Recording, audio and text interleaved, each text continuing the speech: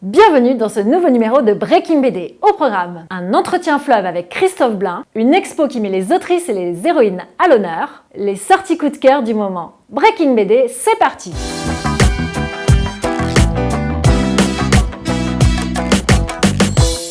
Êtes-vous badass? C'est la question que nous avons posée lors du dernier festival Lyon BD. En effet, une exposition était consacrée aux héroïnes et plus généralement à la présence féminine dans la bande dessinée.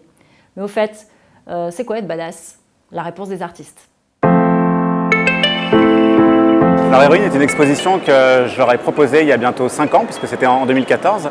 Et j'avais la volonté de les faire, pas faire réfléchir les gens du festival, mais j'avais la volonté avec cette exposition de faire réfléchir sur les questions de genre et de représentation à travers les personnages BD. L'expo est partie d'un constat tout simple qui était combien y a-t-il de personnages principaux féminins dans la BD traditionnelle européenne? Et en commençant à chercher dans ma bibliothèque et dans ma mémoire de lecteur, je me suis rendu compte qu'il n'y en avait pas beaucoup. À partir de là, j'ai eu envie d'interroger ce pourquoi, c'est-à-dire quelles étaient les raisons et les causes de cette disparité. Et ça m'a amené très rapidement sur le terrain en fait, des questions de représentation et de genre, puisque la fiction est quelque chose qui nous sert à évoquer le réel, mais c'est aussi quelque chose qui nous nourrit dans notre manière de représenter le réel. Il y a une offre extraordinaire pour les lectrices et surtout les jeunes lectrices et les jeunes lecteurs, puisque une héroïne féminine, un personnage féminin, évidemment, ça plaît aussi aux garçons, à partir du moment où c'est un personnage bien écrit. Et que c'est vrai qu'elles ont maintenant une diversité, les héroïnes, qui est qu'elles... on leur prête des qualités qui n'étaient pas celles qu'on attribuait aux femmes avant, c'est-à-dire que l'héroïne est courageuse, rigolote, débrouillarde, tout ça, et qu'elle n'est plus le quota féminin de la fille de l'équipe qui est douce et rêveuse. La première manière et la meilleure manière pour que ça change justement, c'est de laisser plus d'autrices représenter des personnages féminins. Et ça, c'est un mouvement de fond qui s'installe dans la bande dessinée depuis maintenant une dizaine d'années. Au début des années 2000, j'en parlais avec Catel, elle me disait on était quelques femmes perdues dans un monde uniquement masculin. Aujourd'hui, 20 ans après, les derniers rapports des états généraux de la bande dessinée font état à peu près de 25% d'autrices. L'autre après, c'est effectivement de changer les approches des gens, parce qu'on peut faire des BD avec plus de personnages féminins, il y aura toujours des gens pour dire oui mais ça c'est une BD de filles et ça c'est une BD de garçons. Parce que le problème ne vient pas de la fiction là, vient un petit peu de la manière dont on va se représenter les choses et de la manière dont les gens enferment les catégories dans des stéréotypes très codifiés.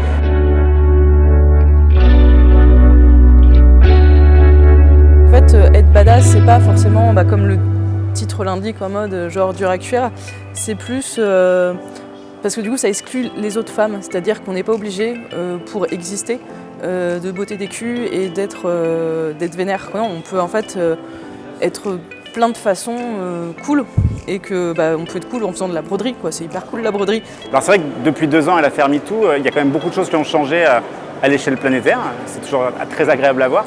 Au niveau éditorial français, ça a une répercussion, c'est qu'effectivement on a de plus en plus de personnages féminins, que ce soit dans la BD jeunesse, dans la BD tout public. Si j'étais cynique, je dirais que ça pourrait être une mode. J'espère que non, évidemment. Et puis dans tous les cas, effectivement, comme vous le dites, c'est des petites graines, c'est-à-dire dans tous les cas, ces personnages existent, commencent à se répandre, commencent à se proposer aux lecteurs et aux lectrices, et donc forcément ça peut faire changer les mentalités.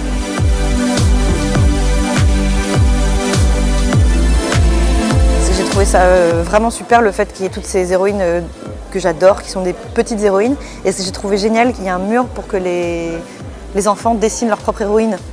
Et donc c'est très mignon, ils ont dessiné plein d'héroïnes.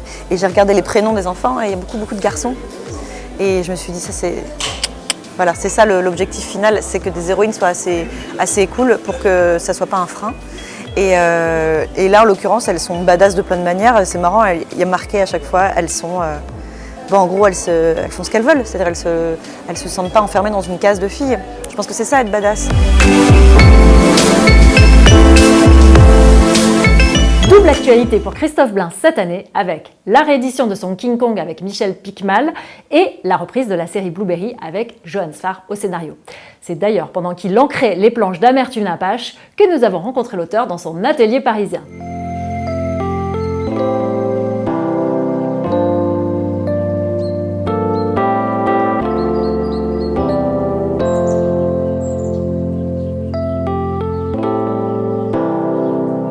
Bonjour Christophe, Bonjour. Merci de nous recevoir dans ton atelier. Alors on va parler de King Kong, un livre que tu as réalisé avec Michel Piquemal. Est-ce que d'abord tu peux nous dire pourquoi à l'origine vous avez choisi d'adapter l'histoire de King Kong en particulier et pourquoi est-ce que le livre reparaît aujourd'hui 15 ans après? J'ai fait ce livre et c'était assez amusant. Ils avaient une collection à l'époque où ils reprenaient tous les grands mythes fondateurs pour les enfants. Donc c'était un livre pour enfants qui était un petit peu plus petit format, qui était très joli.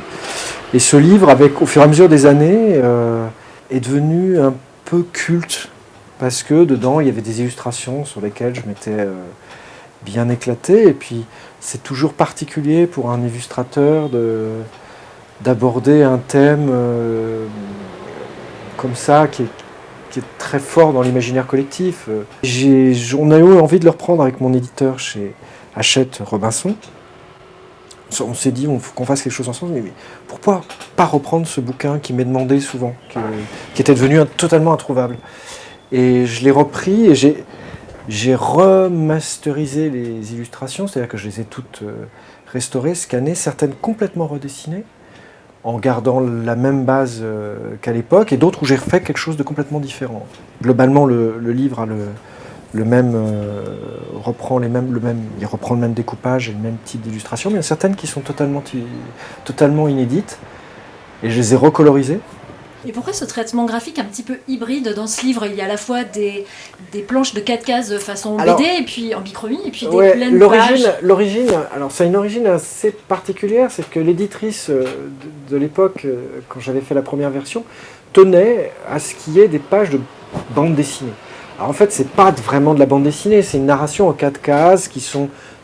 c'est un carré où les 4 cases sont de la même dimension, il n'y a aucune bulle, les personnages ne parlent pas, et elle pensait que ça allait attirer une génération d'enfants nouvelles vers ces histoires, ces classiques anciens.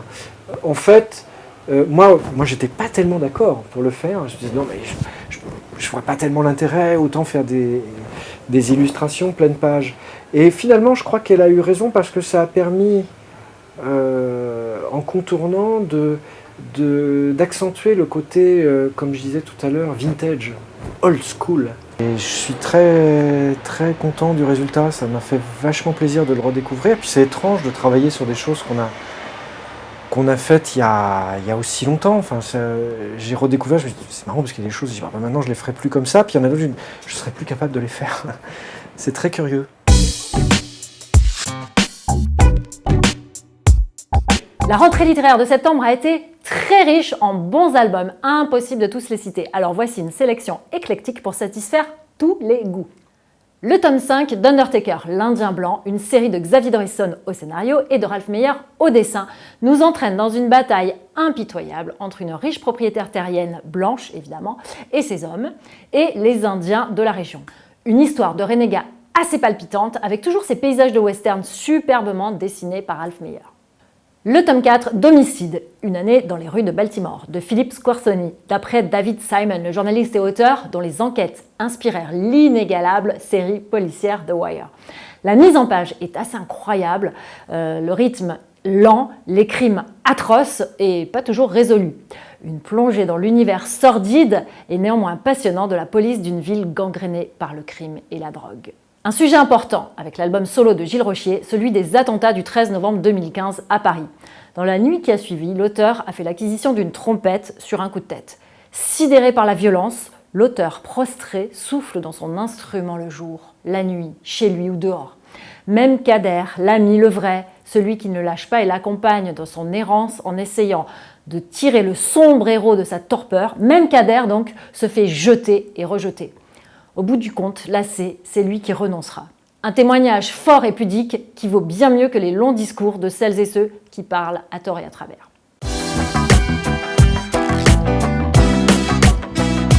Voilà, c'est la fin de ce Breaking BD. J'espère qu'il vous a plu. Si c'est le cas, partagez la vidéo et abonnez-vous. Et on se donne rendez-vous très vite pour un nouveau numéro avec Pénélope Bagieux, lauréate cette année d'un prix Eisner.